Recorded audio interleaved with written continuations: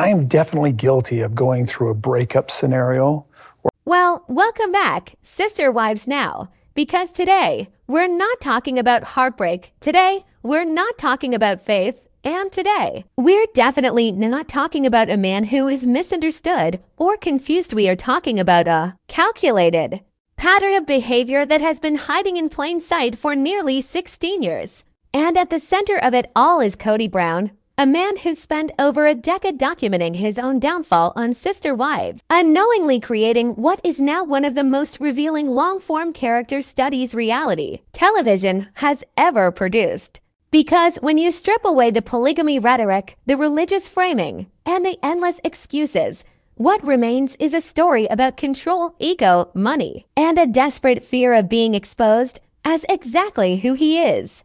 And nowhere is that fear more obvious than in the way Kody's continued to target Kody Brown long after she left him, long after she rebuilt her life, and long after she stopped playing the role he assigned her. Because from the very beginning, Kody was never afraid of losing Kody. He was afraid of losing control of the narrative. For years, viewers watched Kody try to communicate, compromise, and emotionally survive inside a system that demanded her silence while rewarding her endurance. And when she finally reached the point where staying meant erasing herself completely, she did what Kody never believed she would do. She left. And the moment she did, his language shifted from spiritual concern to reputational panic, openly stating on camera that he didn't want her going around the country telling people that he's a bad person, a statement that landed like a warning shot rather than a confession of heartbreak. Because in that single sentence, Kody revealed his real priority, and it wasn't family unity or eternal marriage.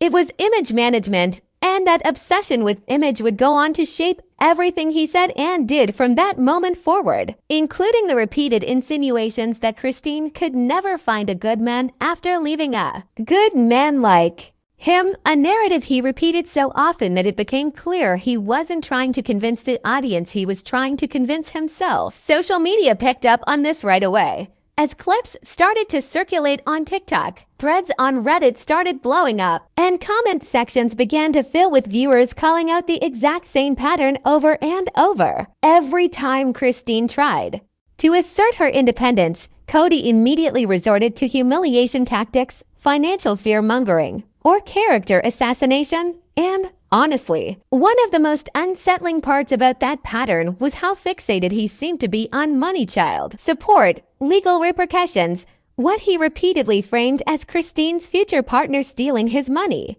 Even going so far as to insinuate the lawyers and the state would take it all away from him if she pursued her legal rights, statements that were not whispered off camera but stated bluntly, documented, and preserved, which is precisely why this story just will not go away no matter how many apologies Kody tries to issue years later. First, there was the language, the deliberately and strategically used language, words and phrases like greedy boyfriend, user, and poverty repeatedly used because, again, repetition is not an accident, it's conditioning. And by framing Kody's future happiness as a financial threat, Kody tried to recast himself as the victim of her independence, a narrative that only grew more aggressive once Kody moved on with David Woolley, a man whose calm presence and refusal to engage in public mudslinging made Kody's behavior look even more erratic by comparison, since David didn't need to discredit Kody because Kody did that himself.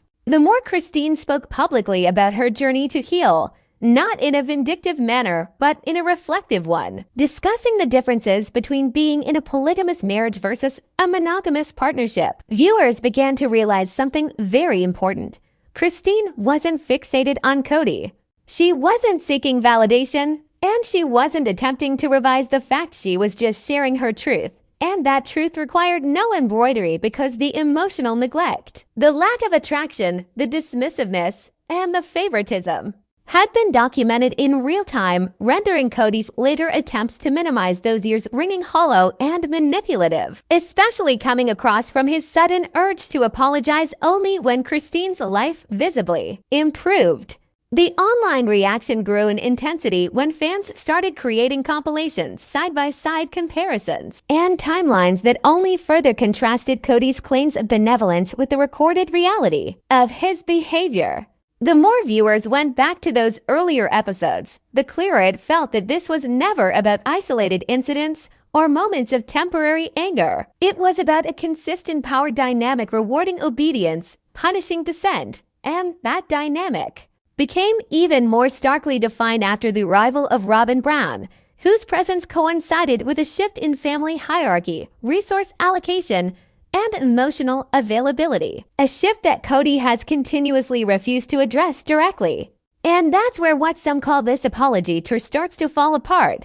Because when Kody does speak now, he apologizes for his tone, his anger, his reactions, but never for the underlying behavior that caused the fractures in the first place. Never for the years of neglect, never for the emotional abandonment, and never for the financial manipulation that left multiple wives feeling disposable. And viewers have noticed that omission, because without accountability, an apology is not repentance. It's called damage control.